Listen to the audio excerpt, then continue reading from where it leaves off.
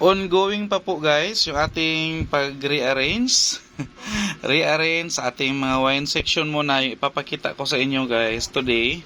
And katagal ng patour ni Kuya AJ. Tingnan nyo dyan sa likod ng ating wine. May ano pa dyan, may portion pa dyan guys, yung binakbakan ng ating division, yung sa old ano namin, old pintuan.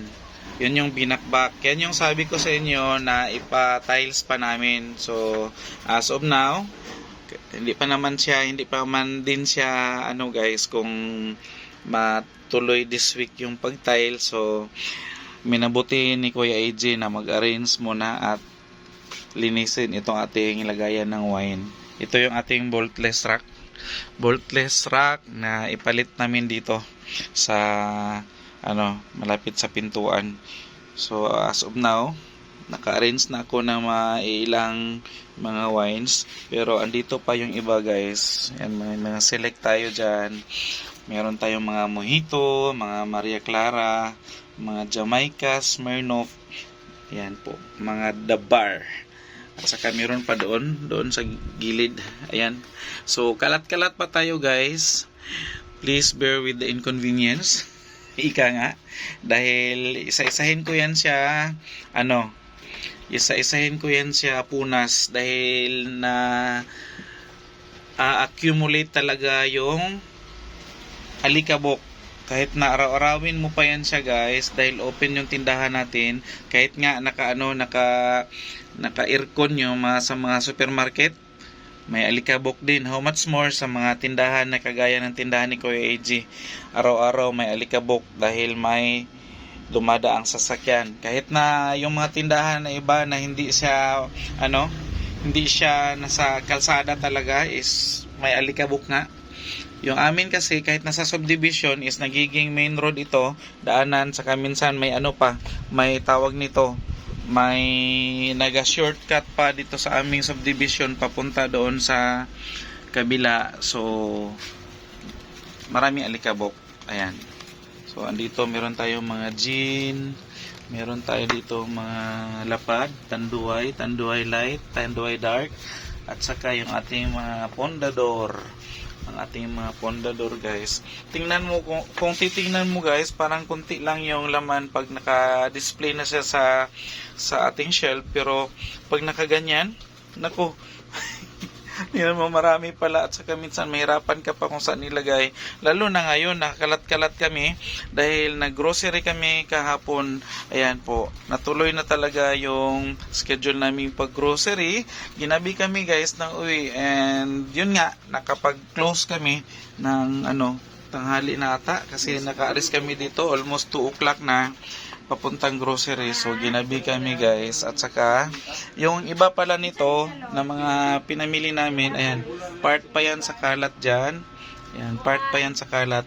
Ayan po. At saka itong mga pinamili namin na kalat-kalat guys, meron pa sa sasakyan, di pa namin na ibaba lahat kasi nga ngayong umaga is maulan din. So dahan-dahan lang, dahan-dahanin natin itong ating mga gawain. So lagot na kay ka George. Shout out na lang. Shout out. Mga silingan dira. Og sa mga galon, og sa mga tubig nga nakalimtag deliver. Gapo pa may nagulat. Nabahaw. Wala na pang ilo. Sige, tawagan na nato. Ansa imong ilo purified? Oh, alangan. Nawa guts lang ga. Shout out lang ga. Ayo kawawa ga. Shout out sa vlog. Morning. It's a rainy morning. Pasensya na po, nakalimutan. Nasipyat jud og deliver day. Okay. May gani ni saba-saba ka. Gani. Magsabag nag-iyaw-yawan ko. Expect lapon mi nga na, okay na. Okay. Gani. Balos-balos. Gani. Relay po diri sa kuan. Oh, di ba? So balik tayo guys. Meron pa pala tayo dito mga nakabundle na mga chips at saka shout out daw guys sa ato ang fans club nga si George. Tag-iyan na siya sa Old George, guys. Kana mga taga Davao nga subscriber followers ni Kuya AJ. Mao ni siya ang ano, permanent ano ni siya, client ni Old George. Client. At discount, mga iday mo discount card kay George, guys. Makita mo yun. Oh. Nagana ang plate number. So, sige. LHA 264. Ito pa lang dito banda, guys, sa taas. Sa taas. LHA 264. Itong mga nabakante dito, i-renovate din natin ito. Lagyan natin ito ng, tawag nito, lagyan natin ito ng mga sitserya. Balikan natin ito, lagay ng sitserya dito. Ayan. Yes po. Morning! Si Chicharon. Ito yung Chicharon natin, guys, na gina-vlog ni Kuya AJ. Ito yung isang bag na Chicharon na tig 1,000 ang balot. At saka mabilis lang ito maubos, guys. Si Imboy Arim, special Chicharon. Dito lang din ito sa Katalunan Grande. Asa ang ano di? Ako cellphone. So, kahapon lang namin ito in order at dumating agad kinabukasan. Actually, kahapon din sana ito i-deliver, kaso lang nagsara kami kay naggrocery kami. So, thank you, madam.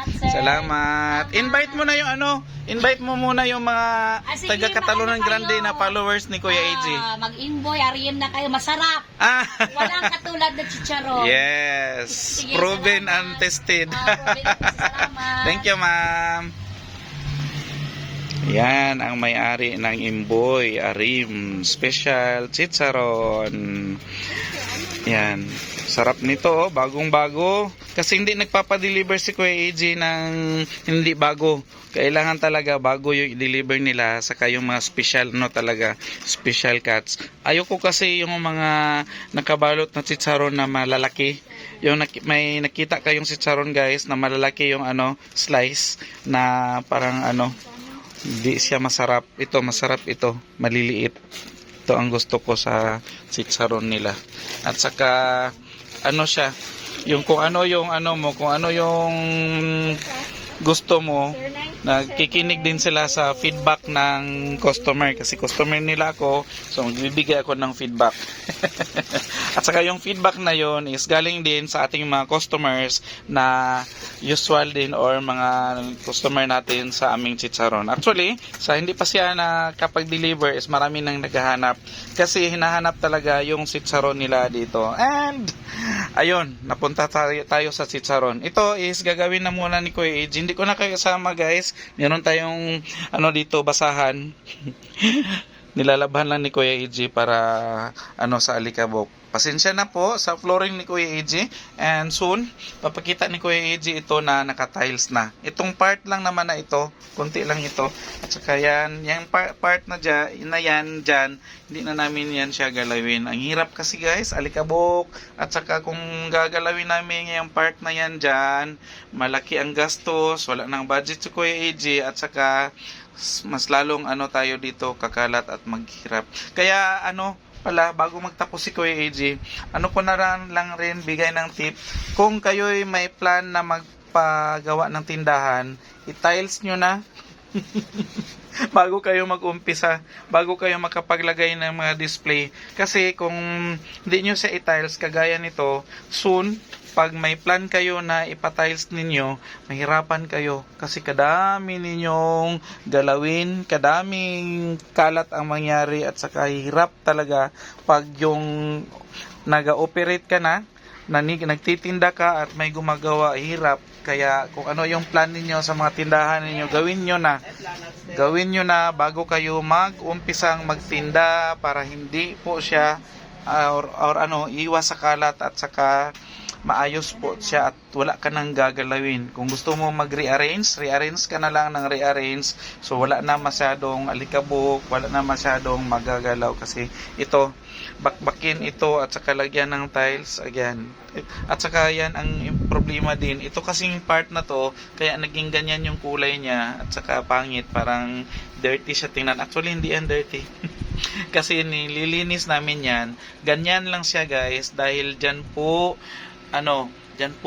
dumadaan yung tubig kasi naalala ninyo meron akong pilinag or short clip lang na bumaha ito dito dumadaan yung tubig papasok dito sa aming area na to. Ayan, so pag na ito, na tiles na ito at saka yung labas niyan, yung doon sa outside part is palagyan ko doon ng konting harang para hindi na siya makapasok dito. Ayan po. And that's all na lang muna for today mga kagay. Salamat sa pagkikinig ninyo, sa pagpaminaw ninyo sa mga yaw-yaw ni Kuya AJ. And bye-bye muna for now.